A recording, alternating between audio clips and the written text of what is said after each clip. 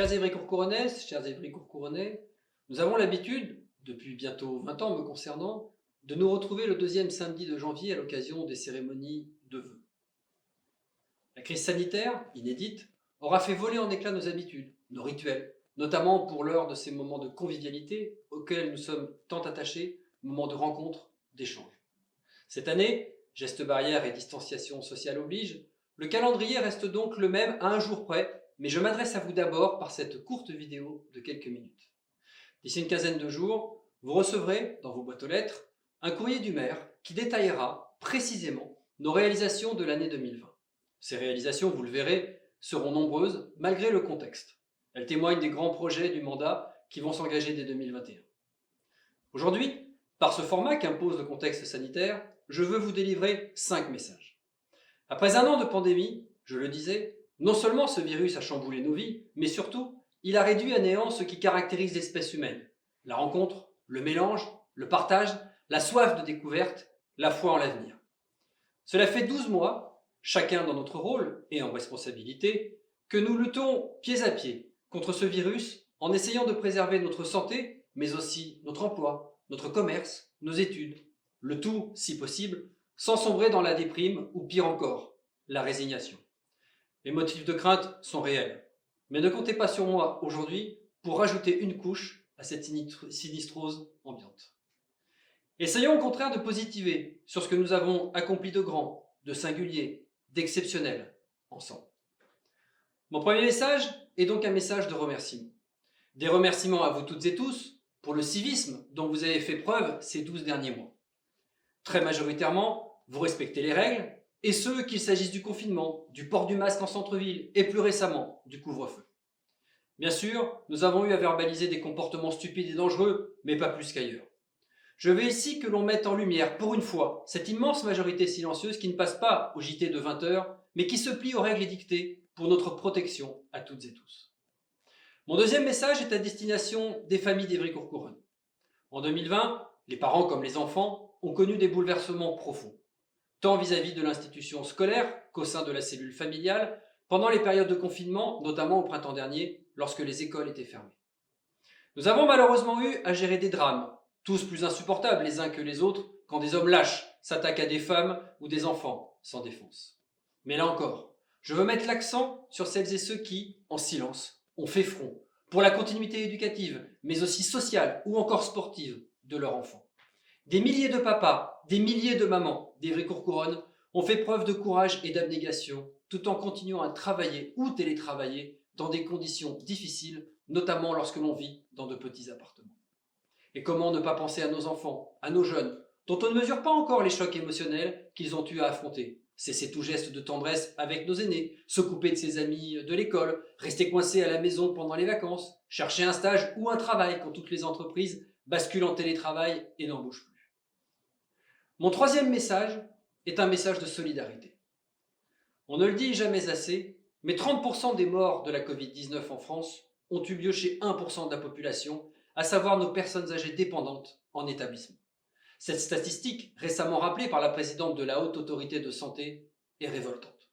Évricourt-Couronne accueille sur son territoire près d'une dizaine d'EHPAD qui hébergent des centaines de personnes âgées malades, seules et fragiles. Ces hommes et ces femmes, assignés à résidence, sans droit de visite ou presque, vivent un enfer silencieux et invisible depuis plusieurs mois. Et ce, malgré le dévouement des responsables de ces établissements, des médecins et bien sûr des personnels soignants. Avec plusieurs élus, nous sommes allés à leur rencontre le mois dernier pour leur offrir un petit cadeau de Noël et quelques minutes de chaleur humaine. Mais évidemment, cela n'est pas suffisant, loin s'en faut. C'est pourquoi j'en appelle à votre solidarité envers nos aînés, plus particulièrement celles et ceux qui vivent en établissement. D'ici quelques jours, la ville portera à la connaissance des habitants, via ses supports d'information habituels que sont la quinzaine et le site internet, la liste des établissements pour personnes âgées dépendantes. Et vous constaterez par vous-même qu'il y en a certainement un dans votre quartier, à quelques rues de chez vous. Si vous avez un peu de temps à leur consacrer, si les dessins de vos enfants encombrent votre cuisine, alors rapprochez-vous de ces établissements dont les coordonnées vous seront communiquées. Chacun à notre manière, essayons d'égayer le quotidien de nos aînés les plus fragiles. Mon quatrième message va à l'endroit des bénévoles associatifs, comme des anonymes, qui se sont mobilisés pour la communauté. Vous avez rendu cette année 2020 moins rude pour beaucoup d'habitants de notre ville. confection de masques, distribution alimentaire aux familles, dans le besoin, aux étudiants isolés, aux personnes âgées, je l'évoquais. De très belles chaînes de solidarité se sont tissées, fruits d'initiatives individuelles, comme des associations de solidarité qui œuvrent de longue date à Évry-Courcouronnes. Toutes ces actions, toutes ces initiatives n'auraient pas vu le jour sans l'investissement de bénévoles par centaines auprès de nos habitants. Je n'oublie pas le mouvement sportif, avec là aussi de belles initiatives prises par des clubs pour venir en aide aux familles et offrir quelques respirations à nos jeunes adhérents. Je tiens ici à vous signifier ma gratitude et mes remerciements pour votre engagement citoyen exemplaire. Vous faites vivre mieux que personne le troisième mot de notre devise républicaine qu'est la fraternité. Et merci enfin, du fond du cœur, avec force, à toutes et tous nos soignants mobilisés sans relâche dans les hôpitaux, les cliniques, les centres de santé. Mon dernier message, enfin, est à l'adresse de notre personnel communal. Évry-Courcouronnes, ce sont 1600 agents qui vous servent quotidiennement aux différents guichets, dans les crèches, les écoles, les accueils de loisirs, les offices de restauration, les maisons de quartier ou encore les gymnases, qui vous apportent les repas à domicile. Au plus fort de la période de confinement, plusieurs centaines d'entre eux ont continué à assumer leur mission de service public, en accueillant les enfants des personnels prioritaires, en vous distribuant des masques ou en contrôlant vos attestations.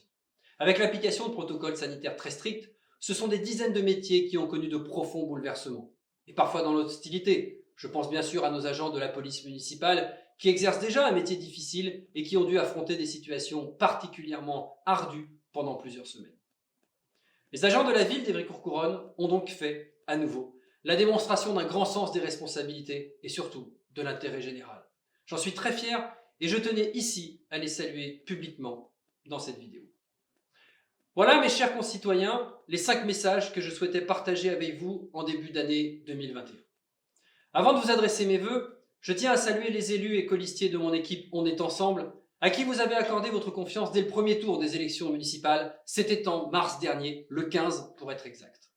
La moitié d'entre eux n'avaient jamais été élus auparavant, et dans les 48 heures qui ont suivi le jour du vote, nous avons eu à gérer le premier confinement. Distribution de masques, de publications, chaînes de solidarité, maintien des permanences en les organisant en visio. Puis, de manière durable et conformément à notre engagement de concerter avec les habitants la mise en œuvre de tous nos projets, nous procédons maintenant à la transformation en un temps record de nos dispositifs d'écoute et de lien avec les habitants. Des permanences en visio, des Facebook Live avec ma première adjointe Danielle Valero, la concertation sur le plan vélo depuis déjà plusieurs mois, la concertation sur le centre-ville qui va s'accélérer ces jours-ci dans notre commune comme dans les communes alentours, ce qui est inédit, mais une forte volonté de ma part pour retisser des liens constructifs avec nos villes voisines. Et prochainement, bien sûr, une concertation justement sur la refonte de nos instances de démocratie locale et participative. Le contexte actuel renforce plus encore la nécessité d'associer étroitement les habitants aux décisions structurantes. Entre gestion d'une crise sanitaire inédite et maintien de nos engagements électoraux, Évry-Courcouronnes a la chance de pouvoir s'appuyer sur une équipe ultra motivée de 42 élus à votre service. Au nom de cette équipe municipale dont je suis très fier, je veux vous adresser à chacune et chacun d'entre vous tous nos vœux de bonheur, de réussite et bien sûr, pour le coup, de santé pour cette année 2021. Je vous donne donc rendez-vous d'ici une quinzaine de jours dans vos boîtes aux lettres pour partager avec une vision porteuse d'espoir les grands enjeux d'aujourd'hui et de demain pour Évry-Courcouronnes. À très vite et bonne année à toutes et tous.